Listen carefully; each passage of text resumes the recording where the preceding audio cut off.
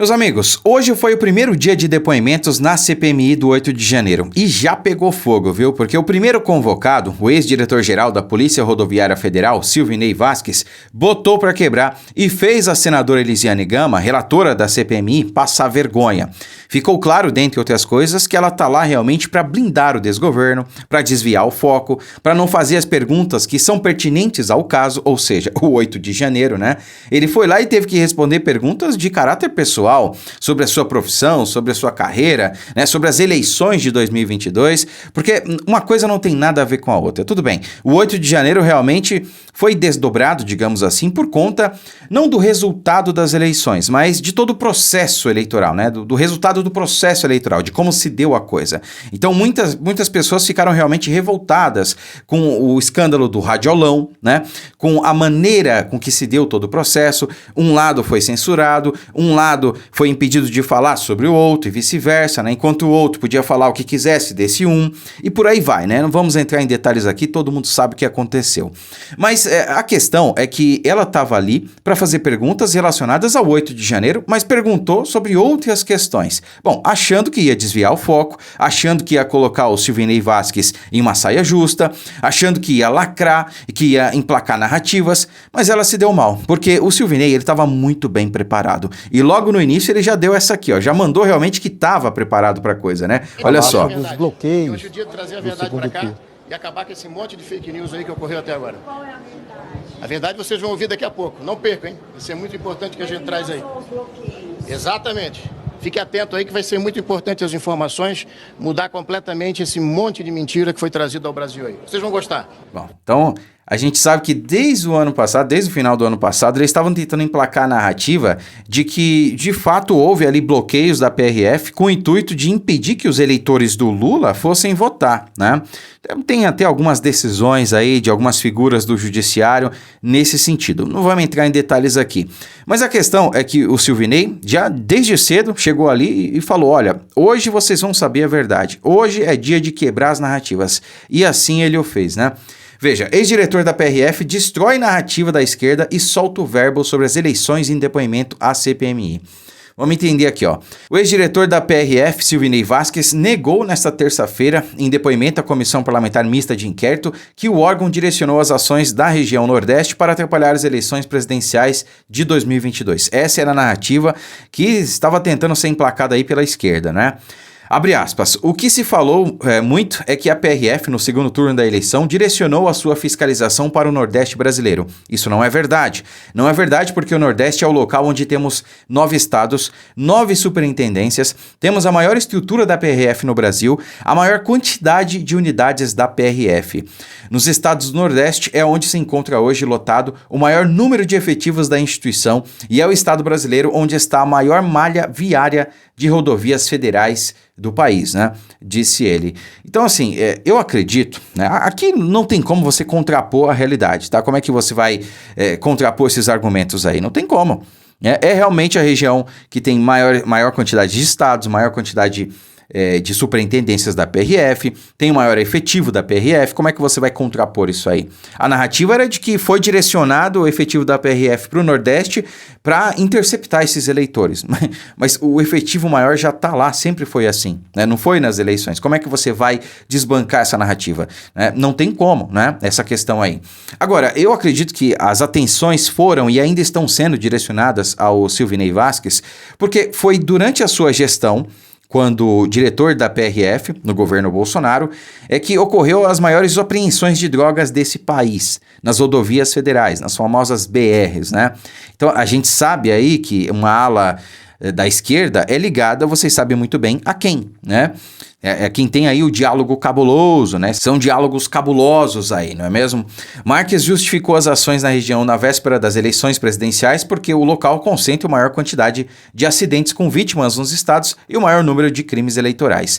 Abre aspas novamente. O Nordeste é onde, infelizmente, nas últimas 5 eleições, foram feitas as maiores quantidades de prisões acerca de crimes eleitorais. Segundo o ex-policial, a PRF registrou 900 multas no período das eleições da região Nordeste e, junto com a região Norte, concentrou a menor taxa de fiscalização do país.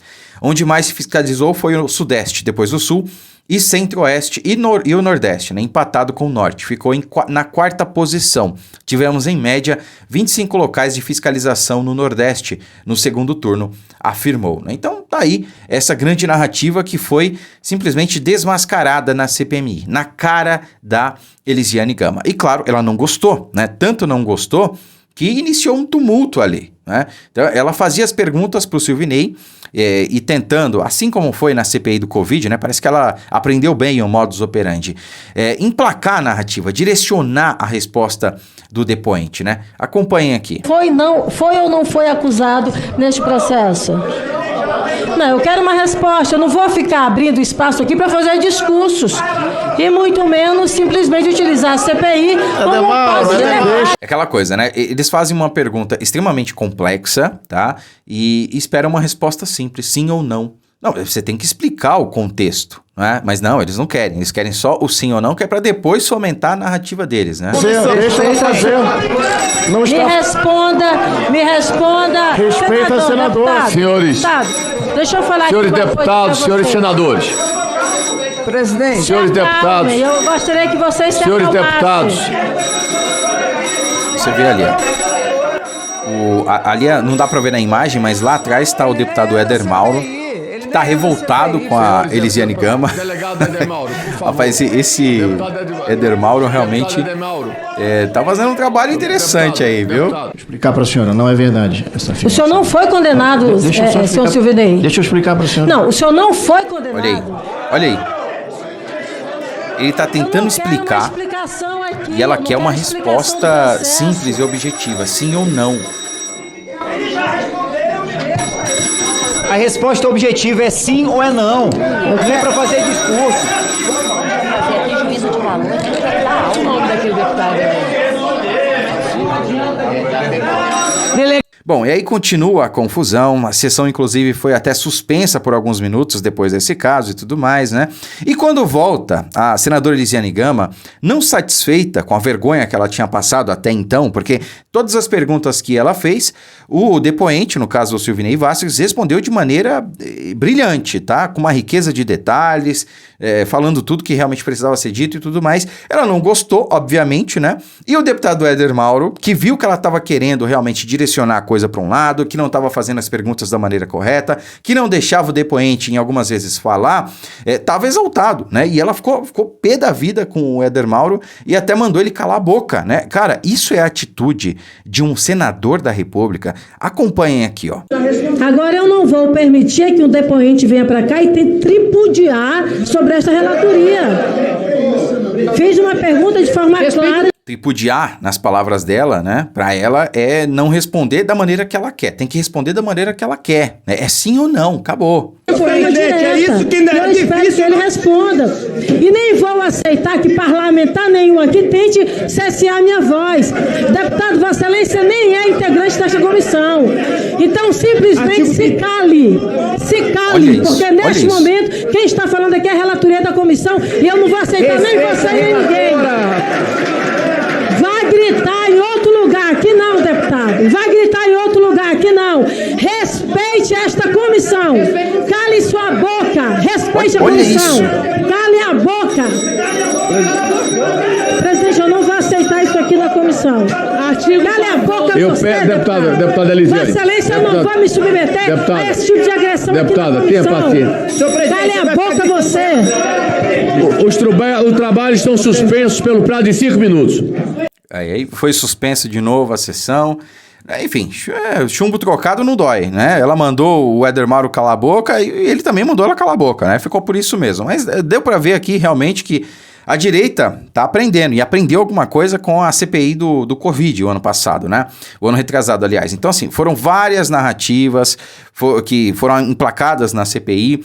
E as perguntas eram sempre direcionadas, né? E o foco, cara, é impressionante. Eles estão tentando uma reedição da CPI da Covid. Eles querem apenas respostas curtas, objetivas, é sim ou não. Então, o cara faz uma pergunta tendenciosa e quer uma resposta simples, sim ou não.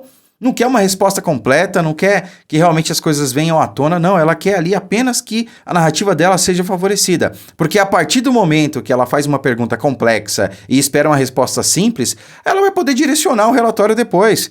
Para dizer que, ó, tá aqui, ó, tá vendo. Enfim, a narrativa que ela queira emplacar vai ser embasada por conta disso. Mas a direita aprendeu, né? Graças a Deus, e não tá aceitando. E esse barulho que o deputado Herder Mauro estava fazendo ali era justamente por conta disso. Porque precisa ficar evidente o que a Elisiane Gama está fazendo. Ela está tentando emplacar a narrativa, ela está tentando direcionar a coisa e desviar o foco, né? Porque por que o Silvinei Vasquez está ali para começo de conversa? O primeiro convocado nessa CPMI devia ser o Flávio Dino. Talvez até convocassem o Silvinei Vasquez, não tem problema. Convoca, o cara estava muito bem preparado. E respondeu tudo de maneira técnica, eficiente, detalhada, não tem problema, mas o primeiro que devia estar ali era o Flávio Dino, né? Porque ele sim tem perguntas que o povo brasileiro quer respostas, ou então o G. Dias, né? Tem também outras figuras aí, outros ministros do desgoverno que deveriam ter sido convocados. Pois bem, o deputado Nicolas também mostrou o quanto a Elisiane Gama passou vergonha no dia de hoje, né? Nicolas dispara sobre Elisiane Gama na CPMI do 8 de janeiro.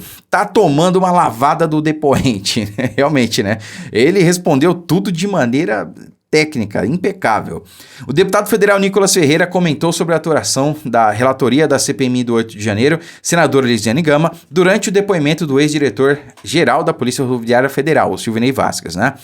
Abre aspas, a relatora que além de não fazer nenhuma pergunta pertinente ao dia 8, ainda está tomando uma lavada do depoente, escreveu o parlamentar no Twitter. Só não faço questão de ordem sobre pertinência temática porque quero continuar a ver ela passando vergonha. Então, o que ele está dizendo aí é que só não fez uma questão de ordem para deixar claro que realmente ela não está fazendo perguntas inerentes ao 8 de janeiro porque ele queria continuar vendo ela passar vergonha.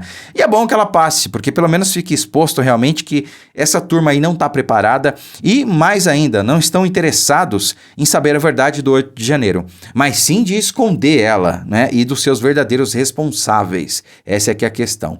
Curta, comente, compartilhe o vídeo, fiquem com Deus e até a próxima.